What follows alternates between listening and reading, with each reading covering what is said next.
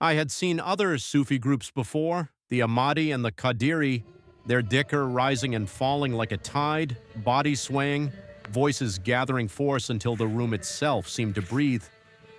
But I had never seen the Turkish dervishes. They existed in my mind almost as an image rather than an experience.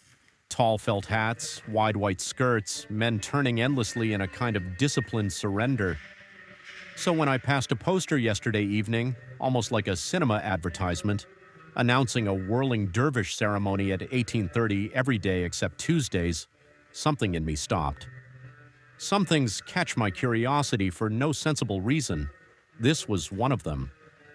I made a mental note, and today, obedient to my own intrigue, I returned. The venue itself already complicated matters. We were not led into an ancient lodge hidden behind a mosque courtyard, but into a modern performance hall, almost cinema-like, with rows of seats, dimmed lights, stage lamps, a projected backdrop, and tourists holding phones at the ready. On one side were illuminated panels with Ottoman and Mevlevi imagery. At the back sat the musicians, wearing tall brown hats with their instruments resting quietly in their laps. The whole place had the architecture of a show, but the atmosphere was trying very deliberately to become something else. Before it began, an enthusiastic man gave an introduction. He must have known his audience. Most of the hall was filled with non-Muslim tourists, people who had probably wandered in expecting something beautiful, exotic, maybe even traditional, but not necessarily religious.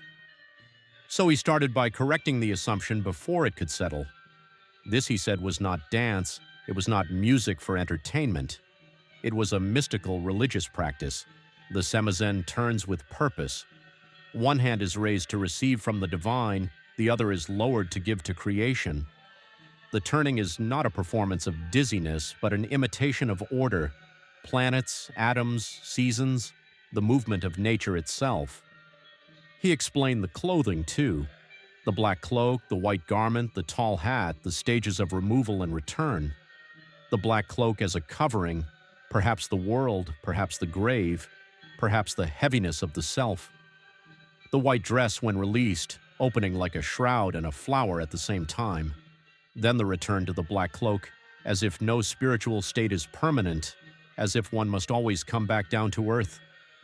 Even the red circle or a carpet on the floor, he said, recalled sunset, the hour associated with Rumi's death. It was not death as disappearance, but death as reunion. I have heard phrases like that before, but in that room, with the lights lowered and the audience beginning to quieten, it carried a different weight. Then the ceremony began. The first thing I noticed was the restraint. For something so visually dramatic, it was not frantic. The men did not burst into movement, they entered it. Their arms rose slowly, their bodies opened slowly, and then the turning began as if a hidden mechanism had been released. The skirts widened into perfect circles, white and cream and red catching the colored lights from the stage. At moments, the dervishes looked less like individuals than spinning planets, each one keeping his own orbit without collision. The musicians sat almost motionless behind them, the reed and strings and drum holding the room together. Above them, the projected image on the screen showed circular patterns forming and dissolving, like marbling on water, another world turning behind the world in front of us. The audience surprised me. A hall full of tourists can easily become a marketplace of distraction, coughs, whispers, phones, shuffling bags, people standing up for better photographs. But for much of that hour, there was a remarkable stillness. Phones were raised, yes, small glowing rectangles floating above heads, but even they seemed subdued. People were not cheering or murmuring. They were watching with the careful silence people reserve for things they do not fully understand but sense they should not disturb. And I too watched in silence. Part of me was simply absorbed by the symmetry of it. The lifted hands, the bowed heads, the skirts opening and closing with the light, the red figure turning among the white ones like a flame. Another part of me stood at a distance, questioning. What exactly am I watching? Worship, heritage, theater? A devotional practice placed inside a ticketed tourist economy? A memory of religion? A living form of it? Perhaps all of these at once, which is why it resisted a neat answer. At the end, the dervishes stopped almost as quietly as they had begun. The wide circles collapsed back into human form. The black cloaks returned. The room exhaled. Then the audience clapped, not wildly, but with that slightly embarrassed reverence people show when moved by something they cannot name. I clapped too, but inside I was unsettled. As a Muslim raised in a conservative, purist, almost Saudi-style understanding of religion, I know the ready-made answer. This is bid'ah. This is unlawful. This is not the Islam of the Prophet. Case closed. The file can be stamped, shelved, and forgotten. That kind of thinking has a certain comfort. It saves one from ambiguity. It divides the world cleanly into acceptable and unacceptable, sunnah and innovation, tawheed and deviation, truth and error. It offers certainty, and certainty is intoxicating.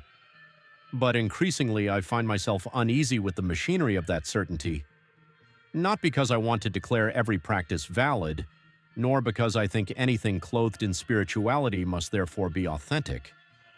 I am not suddenly romanticizing every Sufi ritual or saying the dervishes represent true Islam. I genuinely do not know what I think of the practice itself. What unsettles me is not only the whirling, but the reflex to dismiss before understanding, the instinct to condemn before even asking what people believe they are doing. When one reads early Islamic history, it appears far more textured than the purest imagination allows.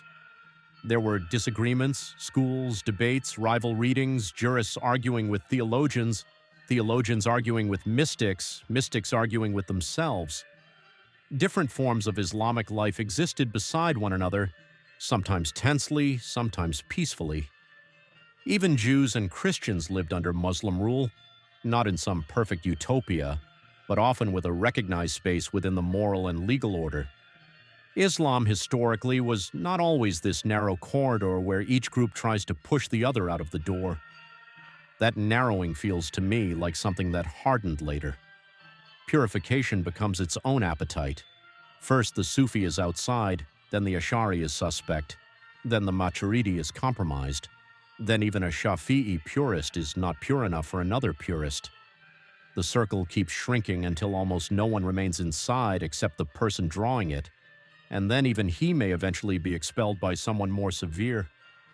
Sitting there, watching these men turn in silence before an audience of Europeans, Americans, Asians, Muslims, non-Muslims, believers, doubters, and casual tourists, I wondered what kind of Islam people were encountering. Not a sermon, not a polemic, not a shouting match over creed, not an angry man online declaring half the ummah deviant. Just stillness, discipline, beauty, longing, music, and bodies turning around an unseen center. Perhaps that is what stayed with me most.